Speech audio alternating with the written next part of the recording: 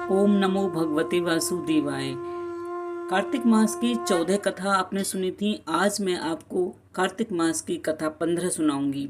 ब्राह्मण विष्णु शर्मा ने कैसे भगवान की पूजा कर कार्तिक मास के 5 नियम कर वैकुंठ की प्राप्ति की, भगवान के दर्शन किए। राजा पृथु कहने लगे कि हे नारद जी, भक्त वत्सल भगवान की पूजा का इतिहास सुनाइए। तब नारद जी बोले, हे राजन, एक पुरातन इतिहास कहता हूँ, सो सुनो। पहले चौल नाम का एक राजा कांतिपुर में राज्य करता था। उसके राज्य में सारी प्रजा अत्यंत सुखी थी। एक समय में राजा बड़े बड़े मणि मुक्तियों से भगवान की पूजा करके वहीं मंदिर पर बैठ गया और ध्यान करने लगा। उसी समय उसी नगर के विष्णु शर्मा नामक ब्राह्मण ने बहुत सारे तुलसा जी के दल से और जल से भगवान पर चढ़ाकर पूजा की। मणि मुक्ता आदि ढक गए। यह देखकर राजा ने कुछ क्रोधित होकर ब्राह्मण से कहा, हे विष्णु शर्मा, तुमको पूजा का कुछ भी ज्ञान नहीं है। तुमने मेरी मणियों को, मोतियों को, जो मैंने भगवान की पूजा की थी, तुलसी के दलों से ढक दिया और समाप्त कर दिया। विष्णु शर्मा कहने लगा, हे राजन, तुम अभिमान से युक्त हो, इसी कारण भगवान की पूजा को नहीं जानते। ब्राह्मण के वचन सुनकर राजा बड़े गर्व कहने लगा, हे ब्राह्मण, मैं सबके सामने कहता हूँ कि देखें, भगवान की भक्ति करके तुम पहले स्वर्ग जाते हो या पहले मैं स्वर्ग जाऊंगा। इतना कहकर राजा ने गुंगल ऋषि को आचार्य बनाकर बड़े बड़े यज्ञ आरंभ कर दिए और ब्राह्मण ने बहुत सारे द्रव्य दान देने लगे।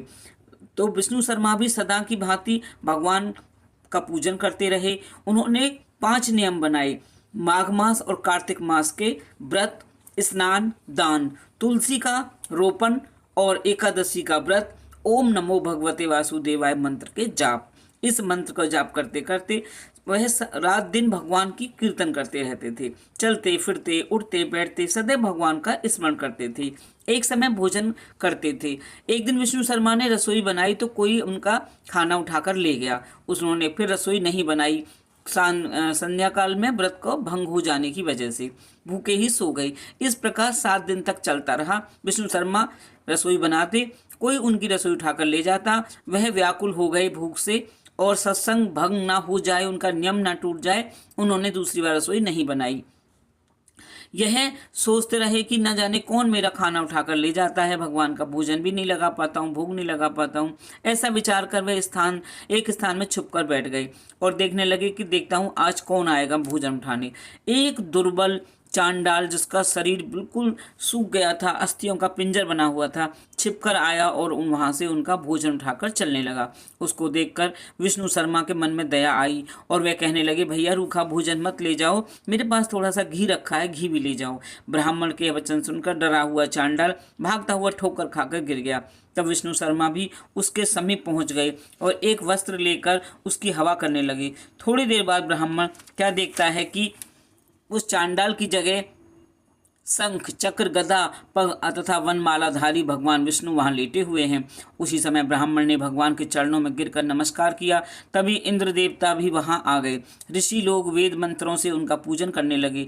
तब भगवान ने स्नेहपूर्वक उस ब्राह्मण का आलिंगन किया और उसको सारूप मुक्ति प्रदान की। तत्पश्चात अपने साथ विमान में बैकुंठ को ले गए। यह चरित्र देखकर चौल राजा अत्यंत दुखी हुआ और अपने आचार्य गुगल ऋषि के बुलाकर कहने लगा, ये सब क्या हो रहा है?